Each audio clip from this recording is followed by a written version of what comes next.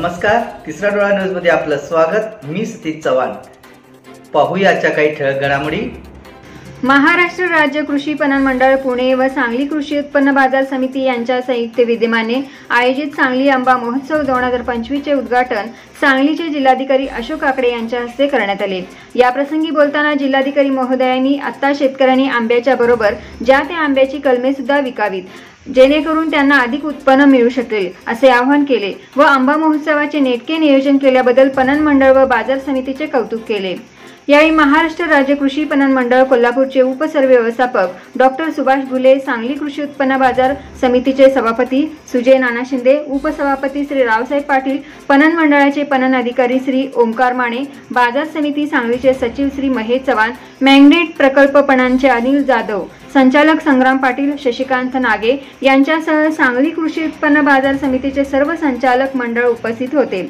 दरम्यान या आंबा महोत्सवामध्ये 32 प्रकारचे आंबे उपलब्ध असून 8 मे ते 12 मे या कालावधीत दररोज सकाळी 9 ते रात्री 8 वाजेपर्यंत महोत्सव खुले राहणार आहे। याचा सांगलीकर ग्राहकांनी लाभ घ्यावा असे आवाहन महाराष्ट्र राज्य कृषी पणन मंडळ कोल्हापूरचे उपसरव्यवस्थापक डॉक्टर सुभाष घुले यांनी केले आहे।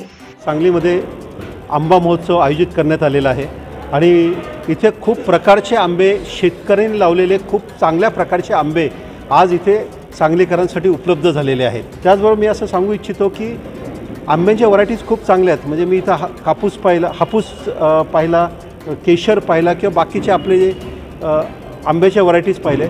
एक किती किलोचा, एक 3.5 किलोचा आंबा मी आत्ता पाहिला आणि मला असं वाटतं की हे सगळे आंबे आहेत, त्यांची जर का आपल्या शास्त्रशुद्ध पद्धतीने तयार केलेली कलमं जर का शेतकऱ्यांनी विकली तर आंब्याच्या सोबत वर्षभर त्याला कलमाचे पैसेसुद्धा मिळतील। जिल्ह्यातले आंबा उत्पादक शेतकरी आलेले आहेत। यामध्ये हापूस असेल, पायरी असेल, त्यानंतर केशर असेल, या प्रामुख्याने व्हरायटी विक्रीसाठी उपलब्ध आहेत। तसेच आपण आपल्या सांगली जिल्ह्यामध्ये जे आंब्याची काही उत्पादन घेतलं जातं त्या जवळजवळ 32 जाती इथं आपण डिस्प्ले केलेल्या आहेत। या बऱ्याचशा जाती ग्राहकांना माहीत नसतात, त्यामुळे तो एक खूप मोठा म्हणजे संधी ग्राहकांना मिळालेली आहे। त्यामुळे या 32 प्रकारच्या आंब्याच्या जातीसुद्धा आपल्याला या महोत्सवाच्या माध्यमातून पाहायला मिळतात। आपल्या सर्वांच्या माध्यमातून मी एक सांगलीकरांना विनंती करतो की त्या सर्वांनी या महोत्सवास चांगला प्रतिसाद द्यावा, भेटी द्याव्यात आणि आंब्याची खरेदी करावी। धन्यवाद।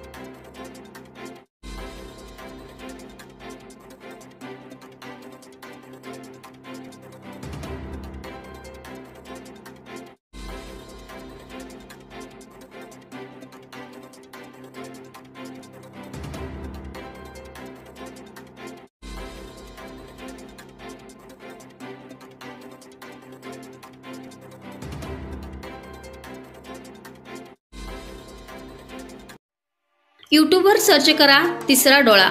तिसरा डोळा चॅनलला सबस्क्राईब करा.